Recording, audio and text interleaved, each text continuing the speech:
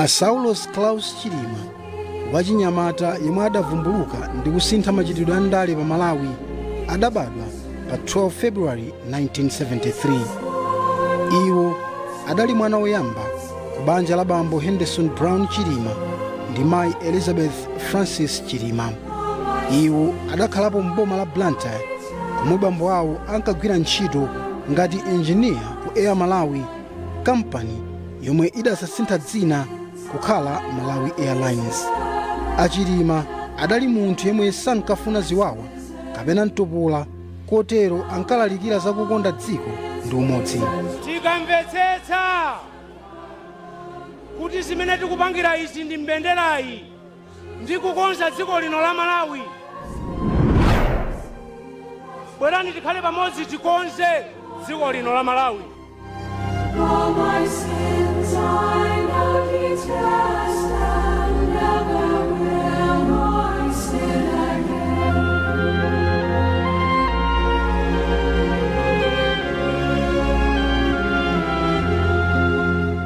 Monga munthu yemwe amafunira zabwino dziko lake, Achilima ankalalikiranso za kuopsa kosolola kapena kuti kuba mu njira ina iliyonse.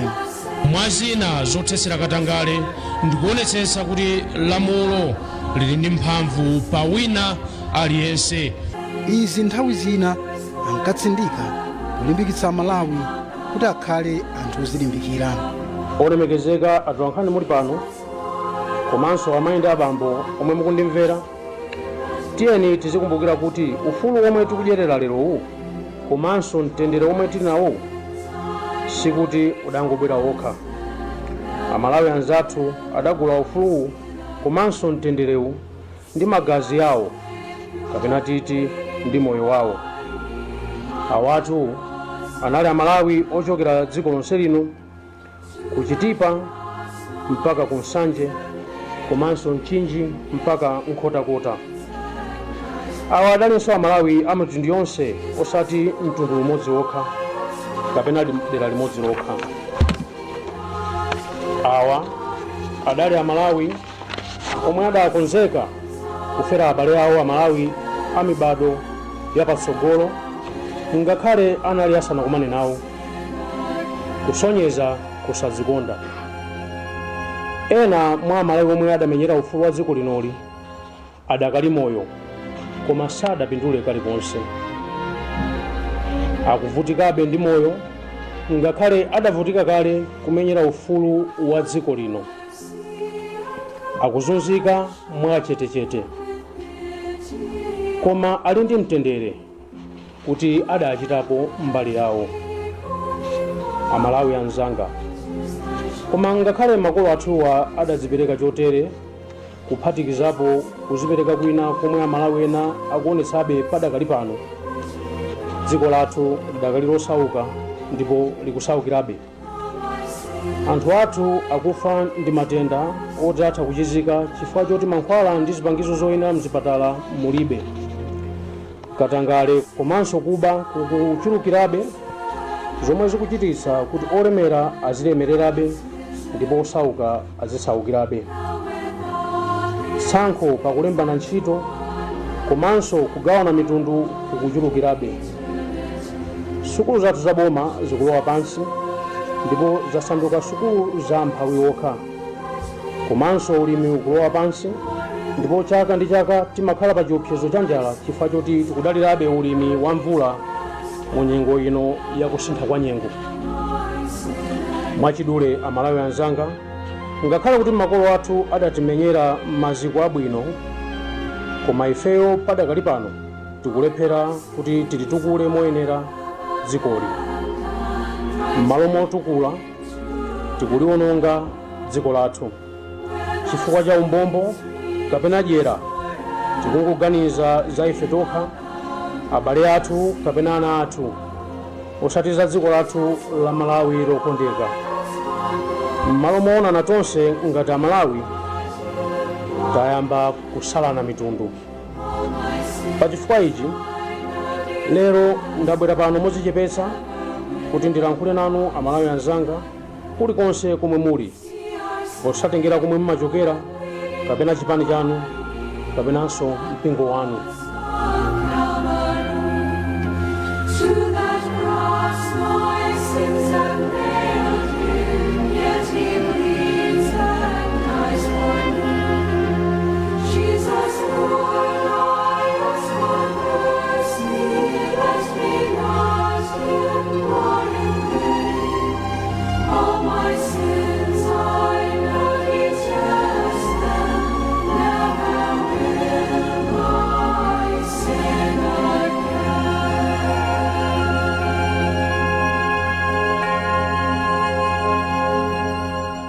iwo adali munthu wandale yemwe adakhala wachiwiri kwa mtsogoleri wa dziko kuchokera mchaka cha 2014 kufika 2019 komanso kuchokera 2020 kufikira nthawi ya imfa yawo mu 2024. Pity upon me, Father, let me call thee Father, 'tis thy child return. Jesus, Lord, I ask for mercy, let me not implore in vain. All my sins I know detest them, never will I sin again. pa 28 June 2020 iwo adakhala pa mpandowu kutsatira kupambana kwa Lazarus Chakwera ngati mtsogoleri wa dziko.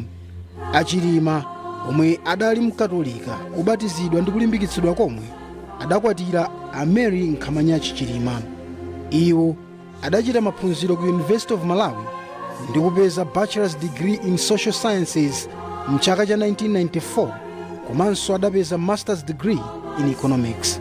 Mu 2015 iwo adalandira Doctor of Philosophy degree in knowledge management ku University of Bolton ku United Kingdom.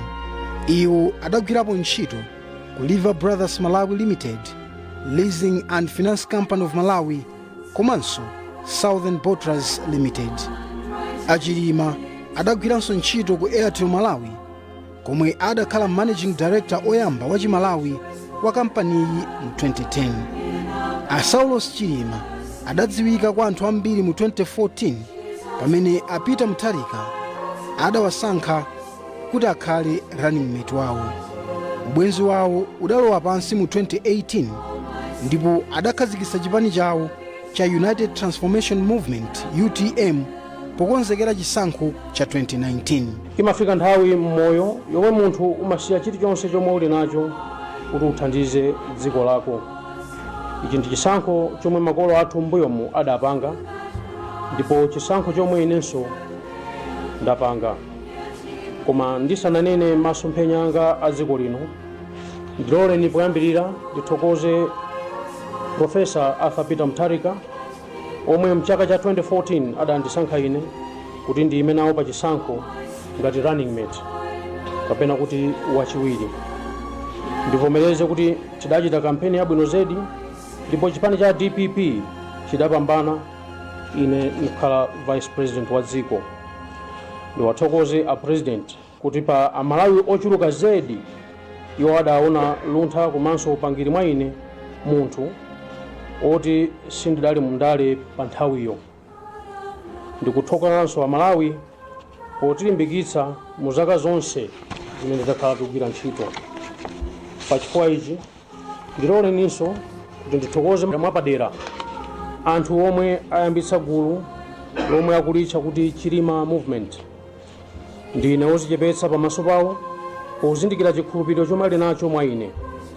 Iyi ndiye demokrasi yeniyeni kuti anthu azitha kusankha munthu yemwe akumufuna mopanda mantha. Koma mwapadera mwina ndilankhulenso kwa amalawi ena omwe adagonja pa chilichonse ndipo safuna kumva kapena kutengapo gawo posankha anthu oti awatsogolere pomanena kuti nanga ife tingatani kapenanso nanga ife tingasinthenji. Komatu mtima umenewu ndi omwe ukuchititsa kuti anthu ochepa omwe amatenga gawo azisankha anthu omwe akuononga dziko. Monga tonse tamva kuti chipani cha DPP chikhala ndi convention, ine ndaganiza kuti sindikapikisana nawo pa udindo uliwonse komanso kuti sindidzapitako. ndiyafunire onse akupita kumeneko zabwino zonse. sadasiyire apo chifukwa adachitanso mgwirizano ndi People's Party komanso Tikonze People's Movement ndi zipani zina. Chisankho chitatha, bwalo la zamalamulo lidagamula kuti chisankhocho chichitikenso, ndipo a Lazarus Chakwera adasankha a Saulos Chilima kukhala running mate wawo. Mukulumikizana kwawo adakwanisadi kukankha ndi kuchotsa pa mpando a Peter Mutharika atapeza mavoti okwana 58%. Mu 2022 Achakwera adachepesa ntchito za Achilima kamba kuwaganizira kuti amakhudzidwa ndi nkhani ya katangale yomwe mapeto ake adati adalibe mulandu.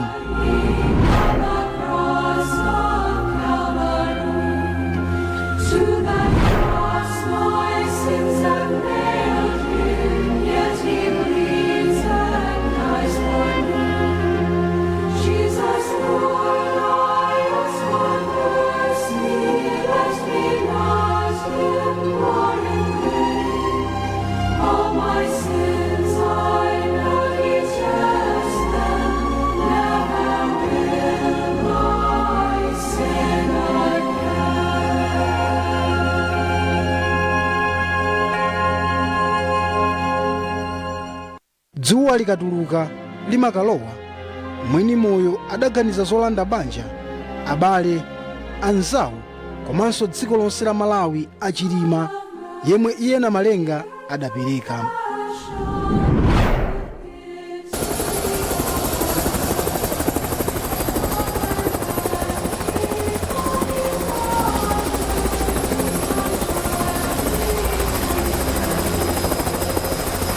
Lidali lolemba 10 June 2024 pamene tidamva kuti ndege yomwe idanyamula Saulos Chilima ndi ena okwana 8 yasowa. Uwu udali ulendo wawo wopita kumwambo wa maliro a malemu Ralph Kasambara. Ndegeyo sidatere ku Mzuzu kamba ka nyengo yoyipa, ndipo adawawuza kuti abwerere ku Lilongwe. Anthu adagwidwa ndi chisoni komanso kusiyidwa opanda mayankho mpaka pomwe boma komanso asilikali ankhondo a dziko lino adayamba kupereka mauthenga okhudza kusowa kwa ndegeyo kuphatikiza ntchito yoyisaka. Lachiwiri 11 June 2024 mtsogoleri wa dziko lino a Lazarus Chakwera adalengeza ku mtundu wa Malawi kuti anthu 9 onse omwe anali mu ndegeyo afa. Iwo adati Achilima adali munthu okonda banja lawo komanso dziko. Dr. Saulos Chilima nali munthu wabwino, tate komanso mwamuna wa mkazi wake Mary, koma munthu wodzipereka wokonda dziko lake, kutumikira dziko lino komanso kutumikira ndi changu. Vice President amene anali wolimba mtima. Ndichiyesa chinthu cha mtengo wapatali moyo wanga kuti ndakhala naye ngati wachiwiri wanga komanso ngati mlangizi wanga zaka 4 zapitazi, ndipo imfa yawo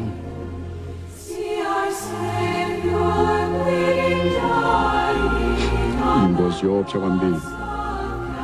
Atayika, kupasuka, Mai Mary wapasuka, banja lawo lapasuka, abwezi wake apasuka, wonse amene timagwirana ntchito amagwirana ntchito mkabineti wapasuka, tonse ngati dziko la Malawi tapasuka chifukwa utsogoleri wawo ndi kulimba mtima kwawo. Koma titakasa tonsefe mudziwa kuti ngakhale bena amene anali ndege imeneyi ndi amayi ndi abambo aulemu wawo amenenso atumikira dziko lathu moyenera ndi mwachidwi. Mabanja wawo nawonso apasuka, mitima yawo yasweka lero, ndipo ndili ndi chisoni kwambiri kwa inu nonse chifukwa chakutaya okondedwa anthu.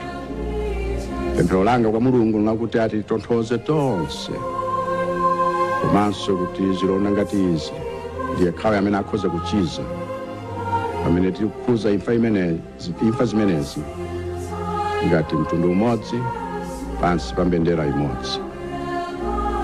Tithokoze akomanda Phiri komanso timu yawo ndi onse amene athandizira kugwira ntchito ngakhale usiku wonse munyengo yakuti inali yovuta kwambiri kuti apeze kumene kwagwira ndegeyi kumene kwafera okondedwa athu. Pali pano asilikaliwa ali kalikiliki kuti abweretse mitembo ya abale bathu kuno Capital City.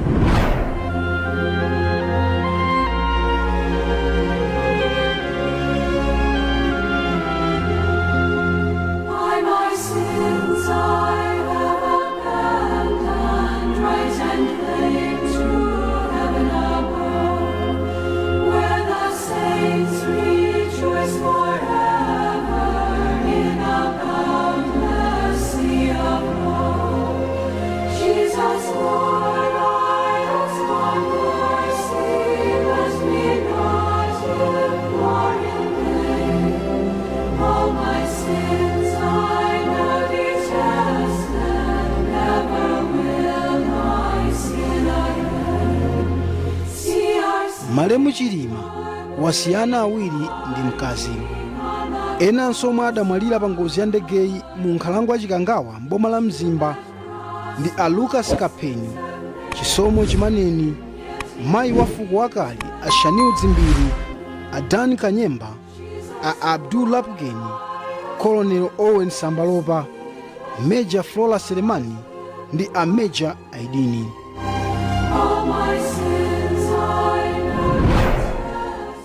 Amalawi anzanga, nthawi yafika kuti Malawi aliyense atengepo gawo patsogolo la dziko lino.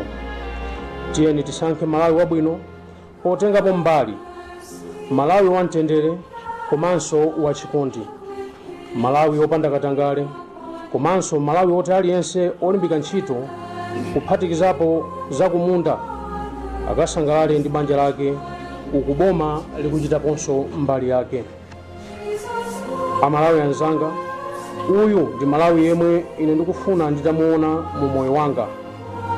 Kamba kaichi lero ndaganiza zotsata Amalawi onse omwe akufuna utsogoleri waluntha komanso masomphenya osatengera chipani chomwe ali kuti tikonzenso dziko lino. Tiyeni tonse tikhale ndi loto la Malawi wabwino.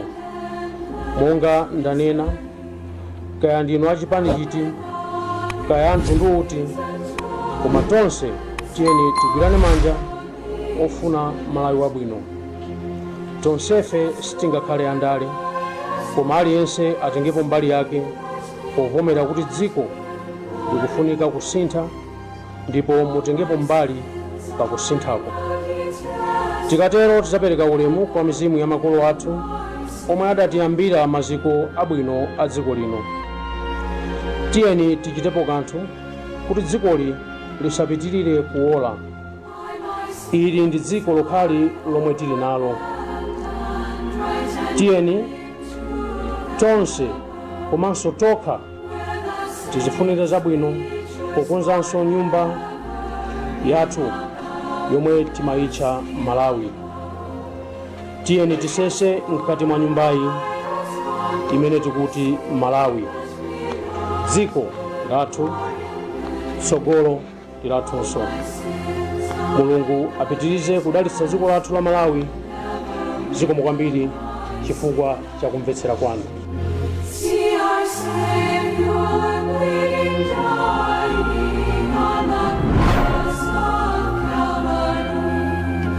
Mizimu ya anthu onse omwe atisiya pa ngozi iyi iwuse mu mtendere.